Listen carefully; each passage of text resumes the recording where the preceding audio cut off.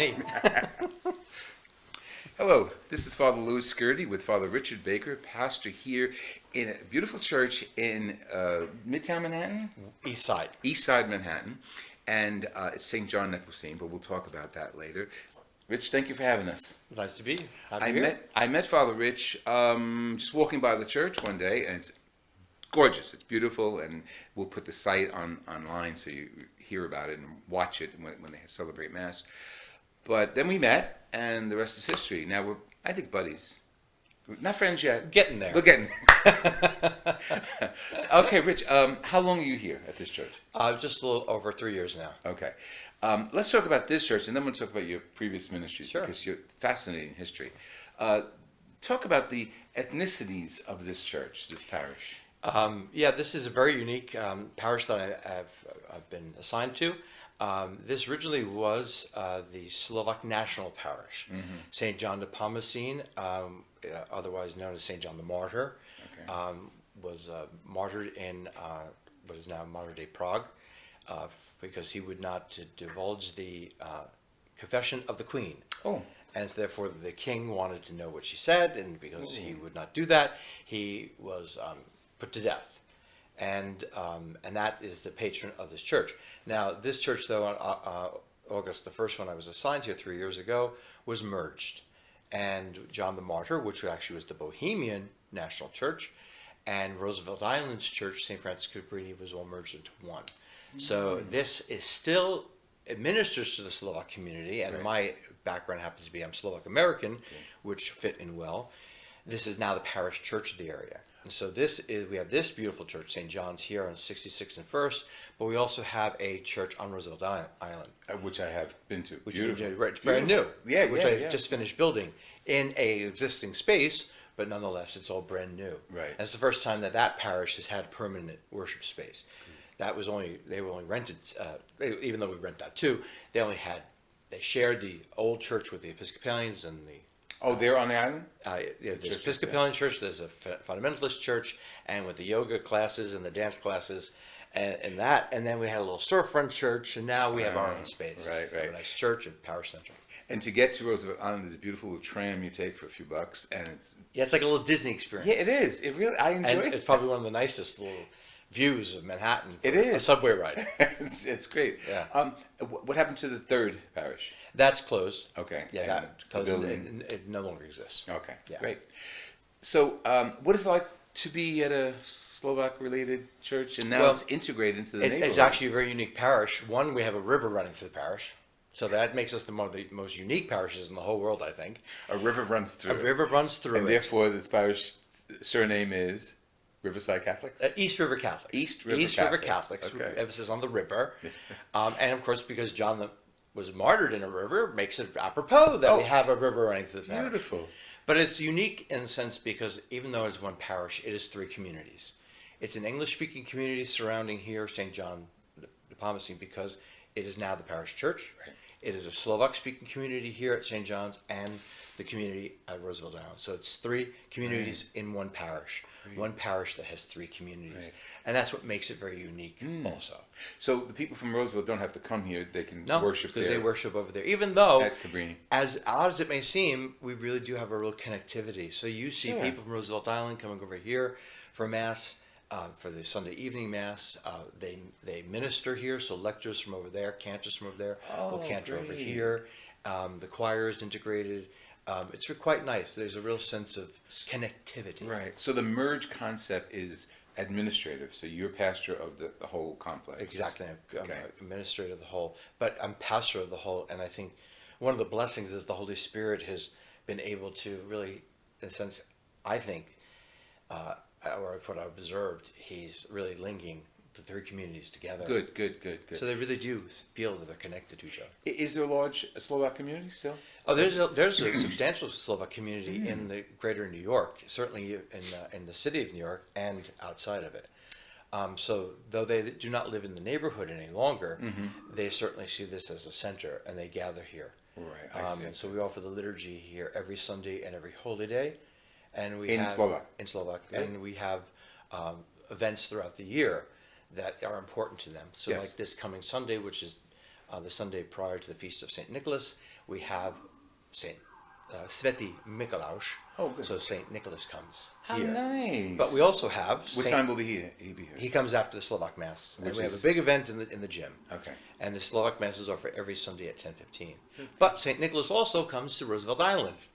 He gets So around. He gets around. So he'll be over at Roosevelt Island for the children there, and he's here too in fulfilling that Slovak tradition. Good. And- Interesting. So Nicholas, Saint Nicholas, Santa Claus, plays a significant part on his feast day, the 6th, in these parishes. I Yes. wish more parishes did that. I always did that throughout my whole priesthood. That's great. It was always a wonderful thing to go into the school when the parish was schools and start at kindergarten. Says, Santa Claus exists, and of course the kids are all agreeing with me. Of course. And so I get to 3rd grade, and they'll be like, yeah, he does. And then by 8th grade, he's like, he's crazy. He's nuts. But I would tell the true story, and I always say, Santa Claus does exist, people. Stop having the world tell you otherwise. Yeah. Don't let the world take away from us the truth. Our faith, The truth. This man exists, and he plays a vital part in who we are. Not just for the gift portion, but the faith portion. He is the ultimate example of what it means to be charitable because of the gift of God and the Christ child. But he's also the one who stood up for the faith and said, "This is the truth, and don't back down from it." The famous story of him hitting somebody, at the council. Tell me. At the Council of Nicaea, when disagreeing on Jesus being both God and man. Right. He physically started a fight. But he was like, no, this is the truth. And so he defends the truth of who God is. And because he of course, experienced the greatness of God, giving himself completely. Yeah. And wouldn't you do that too if you Absolutely. experience great love? That's great. So that's who Nicholas is. So stop taking him away from us. Yeah. Last summer we were in Bari. Of course, Saint sure. Niccolo is the patron there. Right. I think they brought the body over. Yeah, brought it. Brought is a loose word, but But he's there. He's very popular. yes, there. he's very popular Saint there. Nicholas of Exactly. Bari. From Myra. That's Right, from Turkey. Yeah, Right. right. Okay, so your parish priest here. Tell me what special events go on here that appeal to the Catholics, to the Riverside Catholics. Well, as I said, this is 3 communities in one, and that's all brand new. So for the Slovak community, we're rebuilding that in the sense of the confidence that this is their home, and this is where they can feel comfortable with, and so spiritually as well as socially. The English-speaking community, we're reaching out and evangelizing as best we can, as well as physically rebuilding this plant. Over neglect over the years, it's taken up a lot of our time doing that. But we've also had to build the new church on Roosevelt Island, which has taken a lot of time doing that too.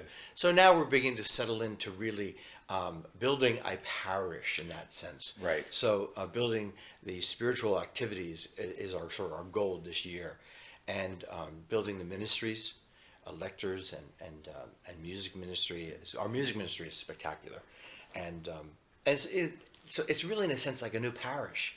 That's great. It's like creating something out of nothing in many respects, yet really resting upon a wonderful historical foundation. Speaking of which, the church. When was it built? And describe the style. I mean, we'll have pictures of it. It's a Romanesque church. It's a beautiful church. Monsignor Krasula, who is the priest, amazing priest, who was born in Slovakia, came to this country, and received great high honors. For an ethnic priest to receive that. He died in 1968. It was an exceptional thing, because usually that wasn't the case for the ethnic clergy. Right.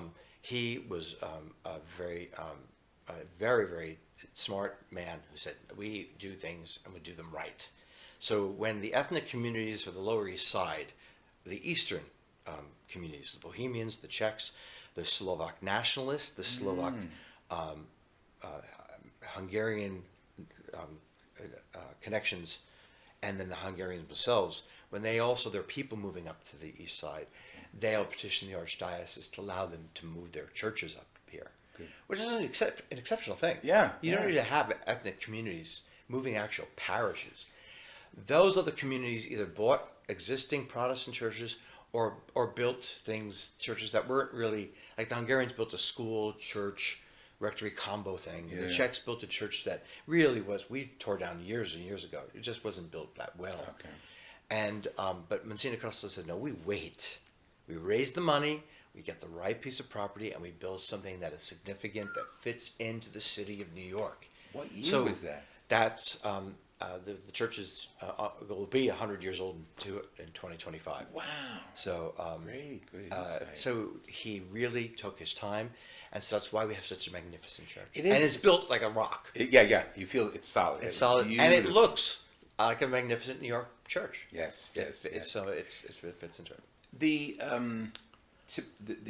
the community, I want to say yuppie, or I don't want to label people, but hipsters, or are they involved in Slowly but surely. outreach to? Slowly but surely, we're finding that we still have a challenge in this neighborhood because we still have a church that's a block away from us that was not closed. That should have been closed, has not been reorganized itself to be what it should be, and that's a ministry solely to the hospitals. So we still have that challenge where people are still going there, and so we're still trying to figure out how best we all work together. Right. So we're slowly finding families beginning to come to us because they discover, this is a really great community, And it's family. and this is really nice. It's wonderful, nice people. So it's a slowly community. So we have families with kids. We have singles. We have young adults that are slowly beginning to come and discover the clergy. Yeah. And feeling a sense of connectivity. And I don't want to build up your personality any more than it is built up, but your personality must be wonderful for them because That's what they say. You're a hoot. I mean, you're welcoming. Well, people say that they're coming into this. This is not rocket science.